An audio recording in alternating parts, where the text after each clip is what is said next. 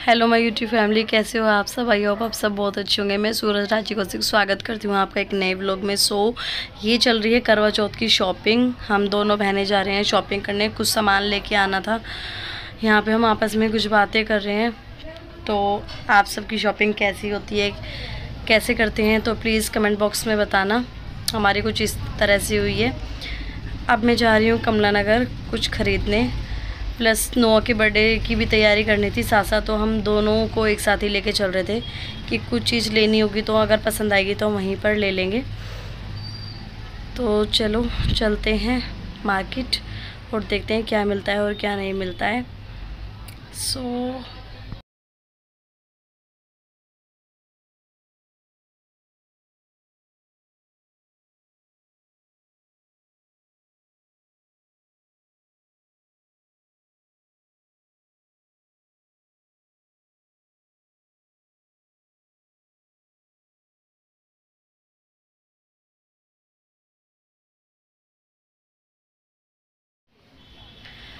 यहाँ पे हम कर रहे हैं बातें, और बातें चल रही हैं करवा चौथ को लेके, क्योंकि पारुल की फर्स्ट करवा चौथ थी इस बार। तो उसको जाना था मायके, तो उसके लिए भी कुछ सामान देखना था। तो जिसने ये नहीं देखी है, पहली बार देखी है, तो देख लो। इसकी फर्स्ट करवा चौथ है, इसलिए अपनी शॉपिंग करने के लिए जा रही है थोड़ी सी, और नोआ की और प्लस हमारी जो भी चीज़ मिलेंगी। ये आता है करवा चौथ से एक दिन पहले का दिन। उस टाइम पे मैं जा रही हूँ मेहंदी लगवाने। मैं निकली थी कि मैं मेहंदी लगवाऊंगी, बट नोआ की तबीयत ठीक नहीं थी। और ये देखो रश बाज़ार का, ये पूरी मार्केट मेहंदी वालों से भरी पड़ी है पूरी तरह से। जब भी कोई त्यौहार आता है दिल्ली में, मैंने देखा है मोस्टली यहाँ पे हर चीज़ के लिए मेहंदी, मेकअप वगैरह, इसको लेके सब बहुत ज़्यादा एक्साइटेड रहते हैं। तो पूरा जो मार्केट है वो मेहंदी वालों से। तो और ये जो टाइम है ना, ये रात के 11:30 बजे, और 11:30 बजे का टाइम है। आप 11:30 बजे भी देखो कि यहाँ पे पूरा माहौल नहीं लग रहा कि रात के 11:30 बज रहे हैं।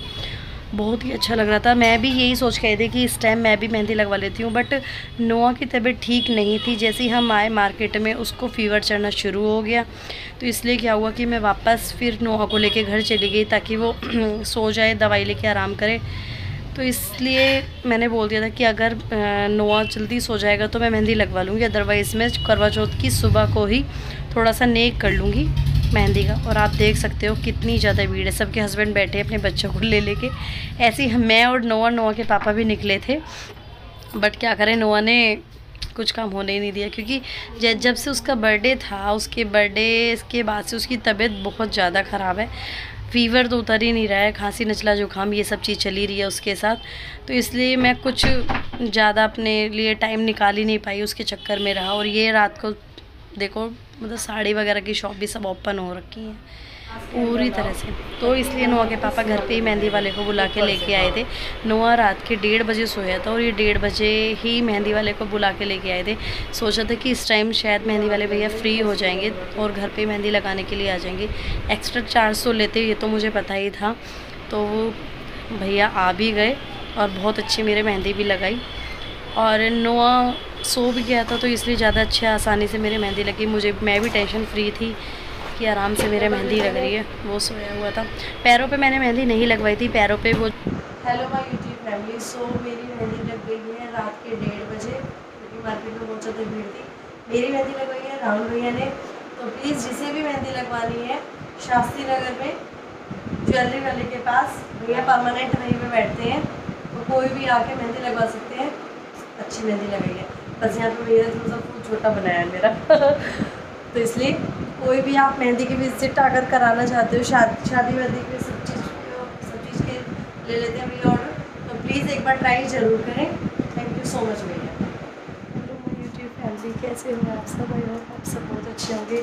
सभी लेडीज़ को हैप्पी करवा चौथ। मैं हो चुकी हूँ रेडी, और मम्मी को भी दिखाती हूँ। मम्मी भी रेडी हो चुकी है।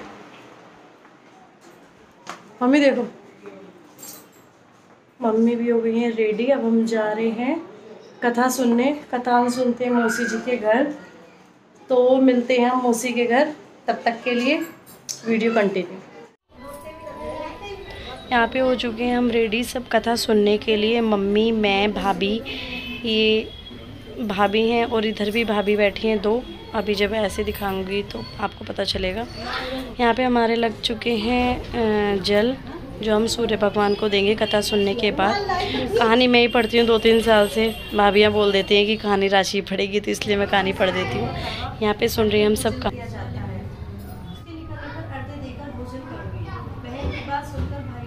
चतुर्थी का व्रत करेंगे, वे सब प्रकार से सुखी होते हुए कलेशों से मुक्ति पूजा किया करती थी। गणेश जी साक्षात सन्मुख आकर कहते थे,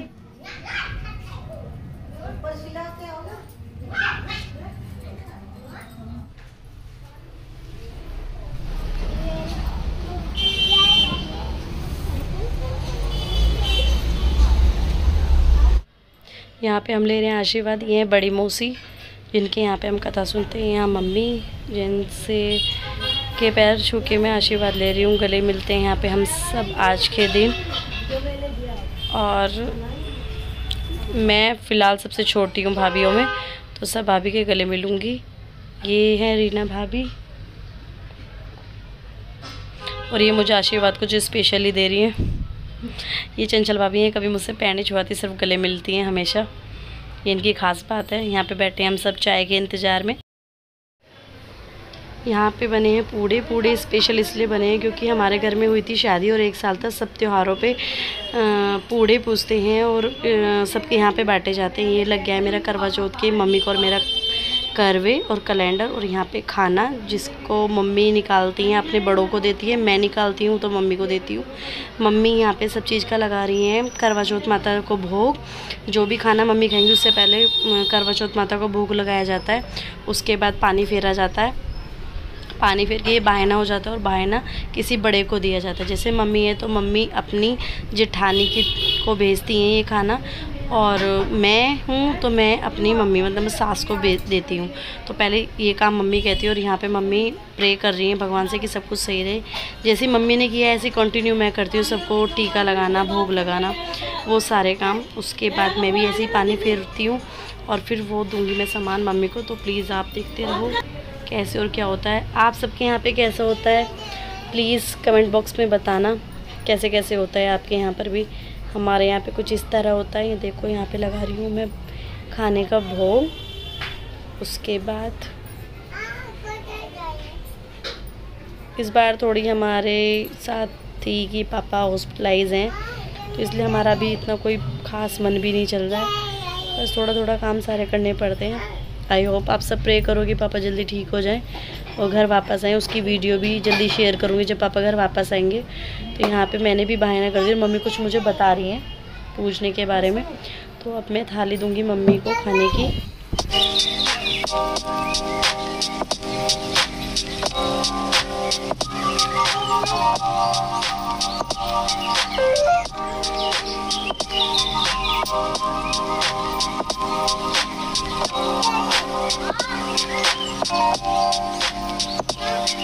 सो फाइनली चाँद निकल आया है। सबसे पहले दिया है मम्मी ने जल।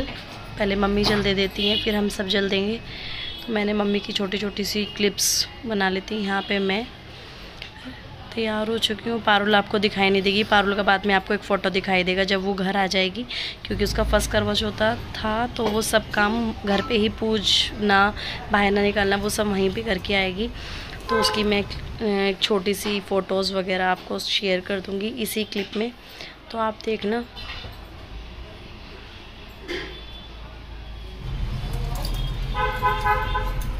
तो यहाँ पे जो चावल हम रुमाल में बांधते हैं उसका देते हैं अर्घ। चावल को ऐसे प्रवाहित करके ऐसे जल से। और जिस टाइम पे मम्मी ने जल दिया था तो चाँद काफ़ी ऊंचाई पे था, तो मम्मी को इससे ऊपर वाले फ्लोर पे जाना पड़ा। लेकिन जब मैंने चाँद दिया तो चाँद थोड़ा थोड़ा नीचे आ चुका था, तो मैंने 2nd फ्लोर से ही जल दे दिया था। तो कहते हैं कि इसमें थोड़ा सा जल रोक देना चाहिए, और इसमें थोड़ा सा हमने जल रोक दिया है। और जल रोकने के बाद इस जल को बोलते हैं कि जो हस्बैंड होते हैं वो अपने हाथ से पिलाते हैं।